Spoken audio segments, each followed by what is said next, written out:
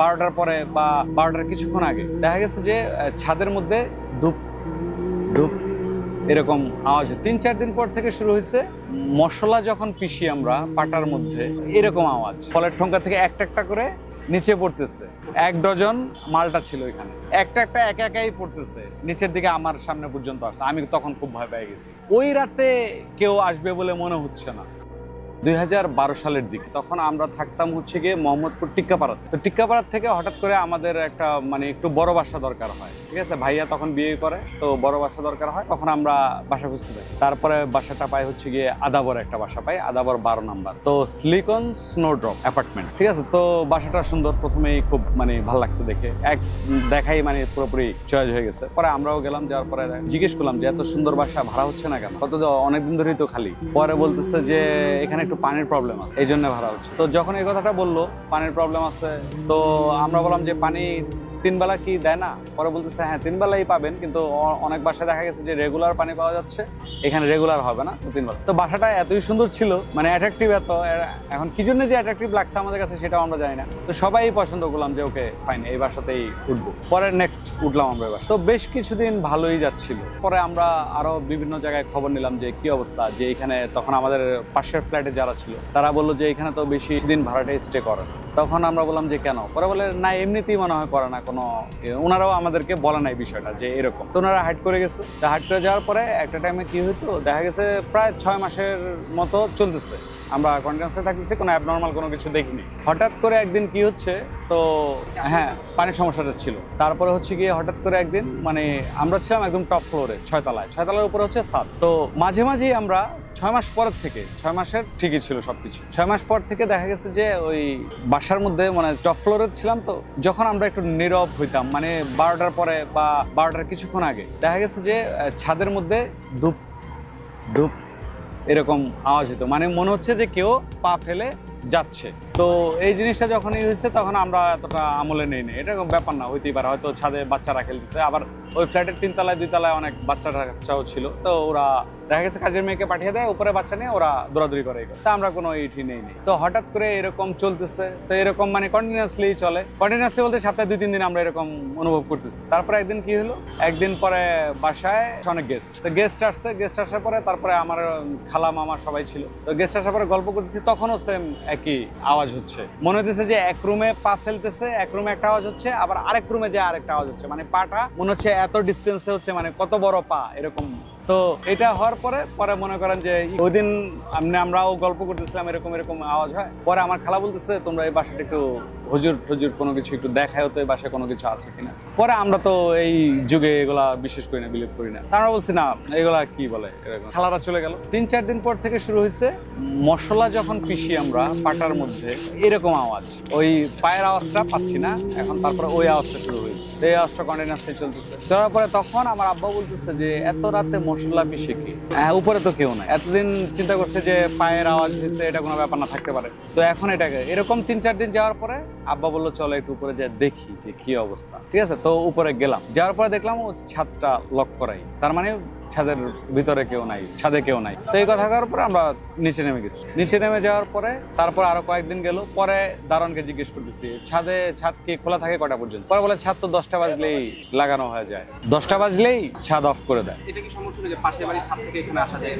এরকম ছিল, কিন্তু ওই রাতে কেউ আসবে বলে মনে হচ্ছে না। পরে কি হয়েছে, পরে এরকম চলতেছে। পরের দিন ঠিক মানে তখন একটা কিউরিওসিটি আরো বেশি জন্ম নিল যে আসলে কি। তারপরে চিন্তা করলাম যে 9টার দিকে আমরা যাই উঠবো দেখি, ঠিক আছে। পরে একদিন 9টার দিকে গেলাম আর কি। তো 9টার দিকে যাওয়ার পর দেখলাম ছাদ খোলা। তো ছাদ খোলার পরে আমি, আমার ছোট ভাই আর ভাইয়া, বড় ভাই ছোট ভাই আমি গেলাম। যাওয়ার পরে এদিক ওদিক, ছাদটা অনেক বড় ছিল, সিলিকনের ফ্ল্যাট, অনেক বড় ফ্লাইটই, ঠিক আছে। তো হাঁটাহাঁটি করলাম, কোনো ব্যাপার না, কোনো আওয়াজও নেই, কোনো কিছু নেই, সুন্দর বাতাস, একটু বসলাম। বসার পরে রাতে নেমে গেলাম। নেমে যাওয়ার পরে ডিনার শেষ হলো। ডিনার শেষ হওয়ার পরে আবার সেই আওয়াজ, 11টার পরে। তা আওয়াজ শুনতেছি, আওয়াজ শোনার পরে আব্বা বলতেছে চলো যাই এখন দেখি ছাদটা কি খোলা না বন্ধ। কয় যায় দেখি ছাদটা বন্ধ। বন্ধ হওয়ার পরে তারপরে নেমে গেলাম আমরা। নেমে যাওয়ার পরে ওই দিন এই পর্যন্তই আর কি ঘটনাটা ছিল।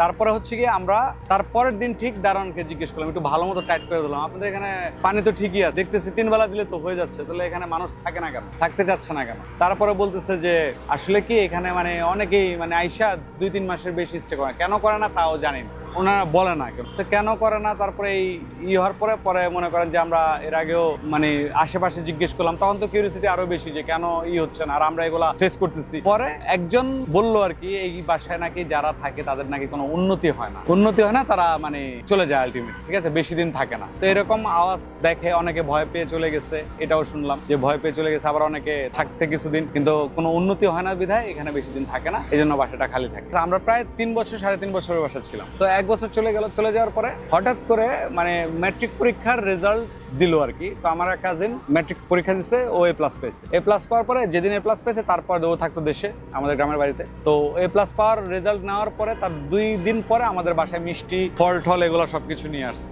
নিয়ে আসার পরে ওই দিন আর কি আমার রুমে আমি আর কাজিনটা ঘুমাবো আর কি চিন্তা করছি। তো খুব মজা করতেছি যে কাজিনের রেজাল্ট ভালো হয়েছে, ভালো। আবার ও বলতেছে যে ভাই আমরা ঢাকাতেই থাকবো, তোমাদের এই বাসায় থাকবো, আমি থেকে এখান থেকে পড়াশোনা করবো। ওকে ফাইন, ঠিক আছে, তুমি যদি ভালো রেজাল্ট করো আর যদি তোমার মা দেয় থাকবা, সমস্যা। তো এই হওয়ার পরে একদিন মানে আমরা ওই দিনই রাতে মানে শুইলাম দুইজনে। তখন বাজে কটা, তখন আবার যে ভূত এফএমটা শুনতাম আমরা, তখন ভূত এফএমের টাইম ছিল, ঠিক আছে। হ্যাঁ ভূত এফএমের গল্পটা শুনতাম। পরে মনে করেন দুজনে একসাথে কানের মধ্যে এক হেডফোন দিয়ে দুজনে আর কি শুনবো, এরকম 12টা বাজে শুরু হয়, মানে 11:59 শুনতেছি। শোনার পরে একটু পরে ও বলতেছে যে ভাই আমি আর শুনবো না, ঘুমায় পড়ো, ঠিক আছে। তখন ওর শেষ হয় না, নর্মালি হচ্ছে কি 1টা বাজে শেষ হয়।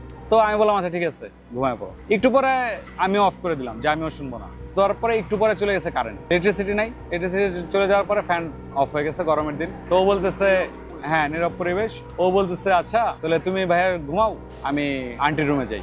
আবার আমার মার রুমে ছিল বারান্দা, তো ওখানে যাই, ওখানে একটু বাতাস সাতাস পাই কিনা। পরে ও চলে গেছে, আমি একা রুমের মধ্যে একা থাকার পরে কি হয়েছে, আমরা যখন ফল টল যা কিছু কিনি একটা প্যাকেটের মধ্যে কিন্তু দেয়, ঠিক আছে। হ্যাঁ কাগজের একটা প্যাকেটে, বাঁশ কাগজের প্যাকেটে দেয়। ওই প্যাকেটের মধ্যে হচ্ছে কি মালটা নিয়ে আসছিল। তো ওই রুমের মধ্যে ওই আমার একটা ক্যাবিনেট ছিল, ওই ক্যাবিনেটের উপরে হচ্ছে কি ওই প্যাকেটটা রাখা ছিল। তারপরে আমরা মম জ্বালাইছি। তো হ্যাঁ এমন টাইমে হঠাৎ করে মানে ওই যে আওয়াজটাও শুনতেছি, রাত হয়েছে, আওয়াজটা শুরু হয়েছে। আওয়াজটা নর্মালি প্রতিদিনই হয়, আমরা আমলে নেই না, আমাদের সহ্য হয়ে গেছে, ব্যাপার না, কি হচ্ছে জানি না, ঠিক আছে। তো এরকম আওয়াজটা শুরু হচ্ছে। সবচেয়ে অদ্ভুত লাগলো যেটা, ওইখানে কোনো বাতাস ছিল না। তারপরে আমাদের বিল্ডিং এর পাশে হচ্ছে কি আরেকটা বিল্ডিং মোটামুটি লাগানো, মানে এখান থেকে ওই পর্যন্ত হবে মনে করেন 10 ফিট ডিস্টেন্স। ওই ছাদের থেকে যে ছাদে কেউ আসবে এরকম কিছু না। হঠাৎ করে ঠোঙ্গা যেটা মানে ফলের ঠোঙ্গা থেকে একটা একটা করে নিচে পড়তেছে, ঠিক আছে। 1 ডজন মালটা ছিল এখানে, একটা একাই পড়তেছে, পরে নিচের দিকে আমার সামনে পর্যন্ত আসছে। আমি তখন খুব ভয় পেয়ে গেছি যে এখানে বাতাস নাই, কিছু নাই, আর এই জায়গা থেকে কেমনে পড়বে, কোনো এরাতে কোনো এই না। তখন আমি খুব ভয় পেয়ে গেছি। ভয় পেয়ে যাওয়ার পর আমি জোরে, আমার ওই যে কাজিনের নাম ছিল আদর বলে জোরে ডাক যাই, আদর এদিকে। এরপরে দেখি সব আবার আগের মতোই, মানে আগের মতো বলতে হচ্ছে গিয়ে ওই পরে যে আসতেছিল আমার দিকে গড়ায়, এখন ওটাকে এমনি গড়াইতে আমার মনে হচ্ছিল যে কেউ ফোর্স করছে, ওখান থেকে পড়ার পরে আসতেছিল। আর যখনই ডাকটা দিছি তখনই ওই যে নর্মাল স্টপ। এরপরে আমার আয়সা আদর বলতেছে কি ব্যাপার ভাই, এগুলি সব করে রয়েছে জায়গায়। আমি বলে কি জানি, আমি তো বলতে আমি দেখলাম খালি পড়লো। বলে কি বলো পড়লো, আমিও তো দেখে গেলাম, ঠিক আছে। পুরাই সারপ্রাইজ, মানে এত ভয় লাগছে ওই দিন যে আসলে কি। পরে ওগুলা উঠে রাখলাম, রাখার পরে অনেকক্ষণ আমরা ওখানে ছিলাম দুজনে। তখন দেখতেছি যে আবার পরে কিনা, না তখন আর পড়া নাই। ওই একবারই দেখছি এই জিনিসটা পড়তেছে, আর ওই আওয়াজটা তখন ছিল যে এখানে একটা পা দিচ্ছে, ওইখানে একটা পা দিচ্ছে, এইভাবে ছাদের মধ্যে আওয়াজটা ছিল। শিলপাটার আওয়াজটা, দুইটা আওয়াজ সবসময় একসাথে হইতো না, হয় যে কোনো একটা হতো, হয় এটা হতো না হয় এটা হতো, ঠিক আছে। এরপরে আমরা ছাদে যাই, অনেকবার করছি, কিন্তু ছাদ লাগানোই ছিল, মানে ছাদে যে কেউ থাকবে এরকম কোনো কিছু। ছাদে গেছি গেট পর্যন্ত, গেট তো লাগানো, আর ভিতরে বাইরে যেতে পারিনি, কিন্তু 10টার আগে গিয়েছি। না দরজাটা খোলার ইচ্ছা হয় না, কারণ নিজের থেকেই একটা মানে ভয় লাগতো যে দরজা খুলে যদি অন্য কিছু দেখতে পাই বা কোনো কিছু যদি দেখি, ঠিক আছে, হ্যাঁ এরকম কোনো কিছু বা এরকম একটা ভয় লাগতো, এই কারণে দরজা খোলার হয় নাই। তবে একদিন চিন্তা করছিলাম খুলবো, কিন্তু সেদিনটা হয়ে ওঠে নাই। সেদিনটা হচ্ছে গিয়ে দেখা গেছে যে মানে কোনো না কোনো একটা কাজের মধ্যে দেখা গেছে যে বাধা চলে আসছে, মানে আমরা আর খুলতে পারিনি। চেষ্টা করা হয়েছে বলতে চাইলে তো খুলতে যাবো, দেখা গেছে যে হ্যাঁ খুলতে যাবো, নিচে গেছি নিচে যাওয়ার পর দেখি দারোয়ান নেই, চাবি তোর কাছে থাকে। আবার দেখছি দারোয়ান আছে, দারোয়ান বলতেছে চাবি আমার কাছে নেই। এখন এটা কি ও সত্য করেই বলতো, না আমাদেরকে কোনো বিভ্রান্তি বা কোনো কিছু, না ও জানতো এই ঘটনাটা যে এরকম আছে, তাই এখন ওটা বলতে পারতেছে। হ্যাঁ, কোনোভাবে মানে বাধা পাইছি যে ওটা আসলে খুলতে পারিনি।